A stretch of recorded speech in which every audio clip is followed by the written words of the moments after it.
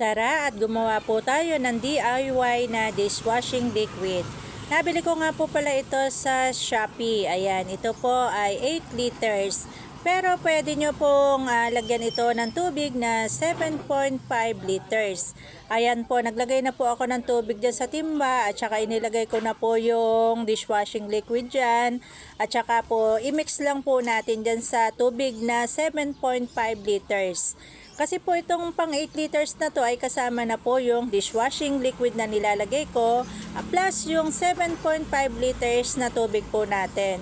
At syempre ilagay po natin lahat dito sa tubig na 8 liters tapos lagyan po natin ng enhancer na powder. Ito po ay bubble enhancer. Ayan, i-mix po natin yan. At huwag nyo po itatapon kung nakabili po kayo sa Lazada or sa TikTok o sa Shopee. Yan po ay available sa Lazada, TikTok at Shopee. Ayan.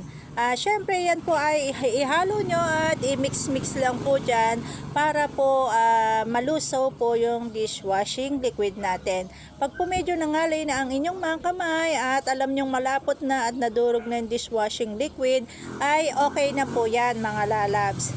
Syempre yan po ay halu-haluin lang natin hanggang sa malusaw siya ng malusaw. At syempre ayan na nga po, okay na at nahalo ko na po siya at nagbula-bula na siya. Takpan na po natin at bukas na po natin siya titingnan. Ito po ay 24 hours. Bali isang araw siyang nakatakip po dyan mga lalabs. At okay na siya. O, ayan. At eto na po yung resulta. Ayan, wala na po siyang bula.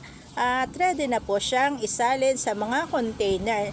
May nabibili din po na dishwashing liquid na kasama ang mga container or sticker kung gusto nyo pong gawing negosyo. Syempre ito po ay sa mga extra bottle ko lang po nilagay yung mga available na bote ko po dito sa bahay. Ayan, nakagawa po ako pala ng 8.5 kasi medyo sobra po yung nalagay kong tubig dyan. Konti lang naman. O yun lang. Thank you so much for watching mga lalabs. Please subscribe and share, comment. Bye bye!